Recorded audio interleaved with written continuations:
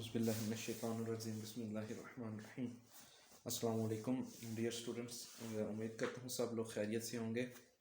अच्छा जी, हमारा क्या कहते हैं सीरीज़ चल रही थी न्यूक्लियर फिज़िक्स की।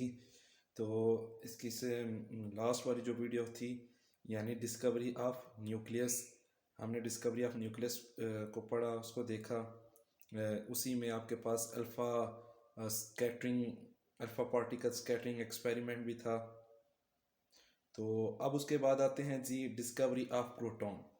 जैसा कि आपके सामने है द प्रोटॉन इनसाइड न्यूक्लियस। ठीक है, न्यूक्लियस हमें पता था कि जो एटम का सेंटर वाला हिस्सा होता है उसको हमने न्यूक्लियस का नाम दिया था। The proton inside nucleus was discovered by Rutherford. अच्छा, जिस तरह न्यूक्लियस को भी डिस्कवर किया था रदरफोर्ड ने, तो प्रोटॉन को भी डिस्कवर किया रदरफोर्ड ने इन 1911। अच्छा, ये कैसे डिस्कवर्ड हुआ? बेसिकली अल्फा पार्टिकल ही हुए। अल्फा पार्टिकल को स्ट्राइक कराया गया किसके ऊपर? नाइट्रोजन के ऊपर। अल्फा पार्टिकल स्ट्राइक हुए किसके ऊपर? नाइट्रोजन के ऊपर। सो नाइट्रोजन के ऊपर जब स्ट्राइक हुए तो वहां से एक रेडिएशन एमिट हुई और बाद में उस रेडिएशन को आइडेंटिफाइड कर लिया गया कि वो प्रोटॉन है। क्यों? क्योंकि जो रेडिएशन एमिट हुई बेसिकली वो उसके ऊपर जो चार्ज था वो पॉजिटिव था, इसलिए जो रेडिएशन को डिटेक्ट किया गया उसको नाम दे दिया कि प्रोटॉन का। सो प्रोटॉन की इस तरह डिस्कवरी हो गई। कैसे भाई?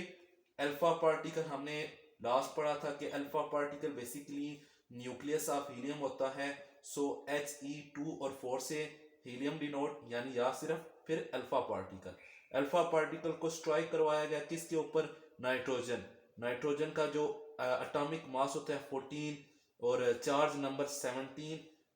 ठीक, यानी अल्फा पार्टिकल स्ट्राइक हुए नाइट्रोजन पे। सो जब स्ट्राइक हुआ तो उसके रिजल्ट में एक रेडिएशन एमिट हुई, यानी बेसिकली एक हमारे पास क्या आया? O8 और 17, यानी आपके पास ऑक्सीजन में हम ऑक्सीजन का आइसोटोप और साथ आपके पास H1 और H1।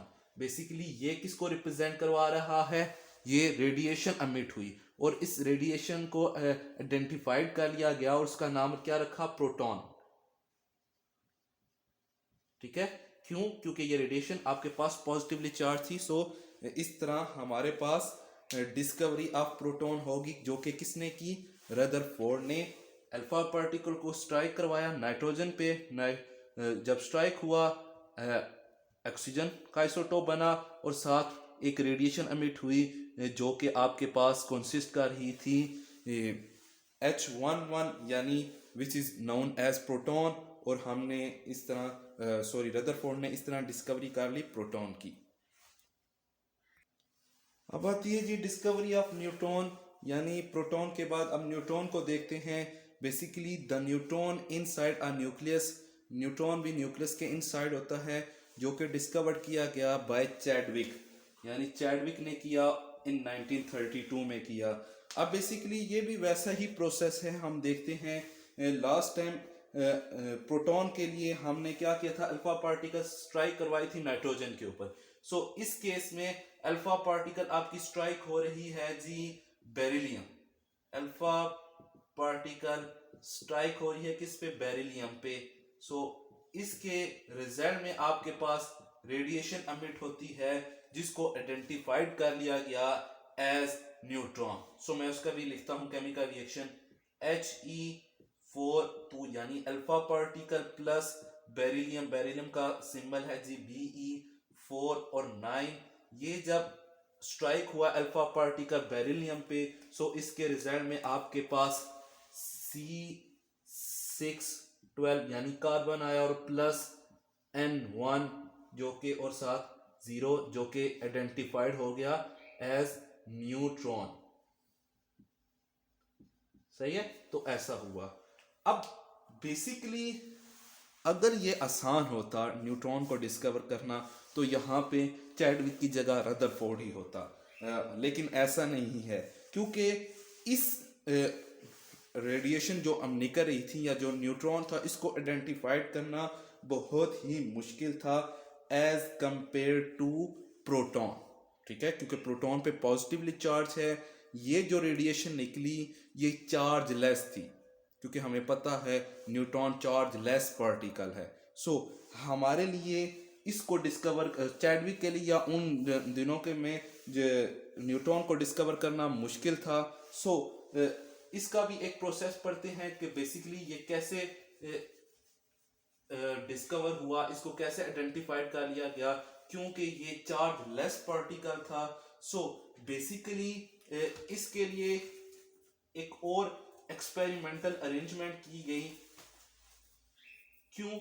अब फॉर एग्जांपल हमारे पास, मैं उसी को बनाऊंगा और फिर मैं आगे साथ साथ एक्सप्लेन करता जाऊंगा। यानी फॉर एग्जांपल ये आपके पास अल्फा सोर्स है, ठीक है, यानी अल्फा पार्टिकल निकल रहे थे जो कि स्ट्राइक कर रहे थे किसके ऊपर, बेरिलियम के ऊपर, सही है। बेरिलियम के ऊपर आगे हमने एक और चीज रख दी जो कि मैं लिखता हूं आगे, ये क्या है, सही है। सो यहां से सबसे पहले क्या हुआ जी, अल्फा पार्टिकल निकल रही है जी। अल्फा पार्टिकल आपको पता है अल्फा अल्फा अल्फा, ये जैसे निकले किसके ऊपर, यानी सोर्स समझ लें, यहाँ पे पीओ ही सोर्स है, पोलोनियम सोर्स अल्फा पार्टिकल का, सही है। ये जब स्ट्राइक कर रहे हैं, ये है आपके पास, ये जो एक स्लैब नजर आ रही है, ये बेसिकली समझ लो आपके पास बेरिलियम है, सही है। बेरिलियम बीई से डिनोट कर दिया। जब बेरिलियम अल्फा पार्टिकल स्ट्राइक हुए बेरिलियम पे, तो हमें पता है जी न्यूट्रॉन एमिट हो रहे हैं, सही है। न्यूट्रॉन, क्योंकि अभी हमने देखा न्यूट्रॉन, सही है, हमने ज्यूम कर लिया, अभी हमने आइडेंटिफाई नहीं किया था, ठीक है। हम कह रहे कोई रेडिएशन एमिट हो रही है। अब एक और हमने आगे मटेरियल रख दिया जो कि जिसका नाम है जी पैराफिन्स। पैराफिन्स, अब पैराफिन्स क्या है, एक बेसिकली मोमबत्ती के जो मोम नहीं होता उसी तरह का एक मटेरियल है। नहीं तो मैं इसी वीडियो में ना इसकी पिक्चर भी साथ में अटैच कर दूंगा जी, आपको ज़्यादा क्लियर हो जाए कि वो पैराफिन्स क्या हैं। अच्छा, अब बेसिकली सारा काम इसका है, पैराफिन्स। अब पैराफिन्स बेसिकली आपके पास एक मटेरियल है जो कि ज़्यादातर कंसिस्ट करता है हाइड्रोजन पे, ज़्यादातर कंसिस्ट करता है किस पे, हाइड्रोजन पे। अब हमें पता है हाइड्रोजन, ठीक है, हाइड्रोजन बेसिकली होता क्या जी, फॉर एग्जांपल ये न्यूक्लियस है और एक ही शेल है, इसमें आपके पास एक ही इलेक्ट्रॉन होगा और इस न्यूक्लियस में जो प्रोटॉन होगा वो भी एक ही होगा, सही है। अब बेसिकली जैसे न्यूट्रॉन्स निकले जाके स्ट्राइक करेंगे पैराफिन्स पे, और पैराफिन्स जो कि मोस्टली उसके पास हाइड्रोजन है, सो होगा क्या कि यहां से एक और मटेरियल निकलेगा विच इज प्रोटॉन, क्योंकि प्रोटॉन को हमने डिस्कवर पहले कर लिया था। यहां से एक और प्रोटॉन निकलेगा। सो इससे हमारे पास आइडेंटिफाइड हो गया कि कोई ना कोई चीज इससे निकल रही है और जाके आगे वो स्ट्राइक करेगी पैराफिन्स पे, तो पैराफिन्स भी आगे से प्रोटॉन को निकाल रहे हैं। सो अगर हम यहाँ पे बात जहन में रखें इलास्टिक कोलिजन की या कोलिजन की, अब होता क्या है, अगर एक पार्टिकल आके स्ट्राइक कर रहा है दूसरे पार्टिकल पे, सही है, अगर इसका मास सेम है और दूसरा रेस्ट पे है, तो ये जिस वेलोसिटी से आएगा आके उसको रेस्ट वाले को स्ट्राइक करेगा, ये खुद रेस्ट पे हो जाएगा, जिसके साथ स्ट्राइक किया वो आगे मूव कर जाएगा, ठीक है। मैं दोबारा, यानी ये जब पार्टिकल जो कि मूव कर रहा है, इसका जो मास है आके दूसरे पार्टिकल को स्ट्राइक करेगा, ये खुद आ गया रेस्ट पे, और जो दूसरा पहले रेस्ट पे था वो आगे यानी ट्रैवल करने लग पड़ा। सो इससे हमें रिजल्ट क्या मिलता है, बेसिकली जो पार्टिकल निकल रहा है